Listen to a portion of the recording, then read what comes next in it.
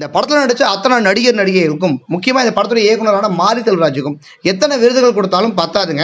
அந்த அளவுக்கு தமிழ் சினிமாவை பெருமைப்படுத்தக்கூடிய ஒரு தரமான திரைப்படமாக வந்திருக்க வாழை திரைப்படத்துடைய ரிவ்யூ தான் இந்த வீடியோவில் பார்க்க போகிறோம். வாங்க. இந்த படத்துடைய இயக்குனரான மாரி செல்வராஜ் பார்த்தீங்கன்னா சிவனைந்தன் அப்படின்ற ஒரு சிறுவன் மூலமா தன்னுடைய பள்ளி காலத்தில் அவருக்கு கிடைத்த இனிமையான அனுபவங்களையும் தன் பெற்றோர் மூலமா அவருக்கு கிடைத்த கடுமையான தருணங்களையும் உண்மைக்கு நெருக்கமாக கல் நெஞ்சும் கரவிக்கக்கூடிய ஒரு உருக்கமான கிளைமேக்ஸோட சொல்லியிருக்க திரைப்படம் தான் வாழை. இந்த படத்துடைய பிளஸா மாரி செல்வராஜுடைய ஸ்டோரி அண்ட் ஸ்கிரீன் பிளே. இந்த படத்தில் நடிச்சவங்க அத்தனை பேருமே அவங்களுடைய பெஸ்ட் பெர்ஃபார்மன்ஸை கொடுத்துருக்காங்க.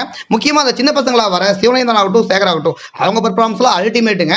இந்த படத்துடைய மியூசிக் டைரக்டரான சந்தோஷ் ராணுடைய பிஜிஎம் சாங்ஸ் கண்டிப்பாக இந்த படத்தை அடுத்த லெவல் கொண்டு போய் உறுதியாக சொல்லலாம். இந்த படத்துடைய கிளைமேக்ஸ் பார்த்தீங்கன்னா கல் நெஞ்சியும் கரவைக்கும் அந்த அளவுக்கு ஒரு அழுத்தமான கிளைமேக்ஸ்.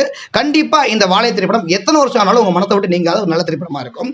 மொத்தத்தில் இந்த வாழை திரைப்படம் பார்த்தீங்கன்னா ஒரு தனிநபருடைய உண்மை கதையை உண்மைக்கு நெருக்கமாக சொல்லி நம்ம இதயத்தில் இறங்கி கண்களை கலங்க வச்சிருக்கு. அப்படிப்பட்ட இந்த வாழை திரைப்படத்துக்கு எங்களுடைய ரேட்டிங் 4.5 out of 5.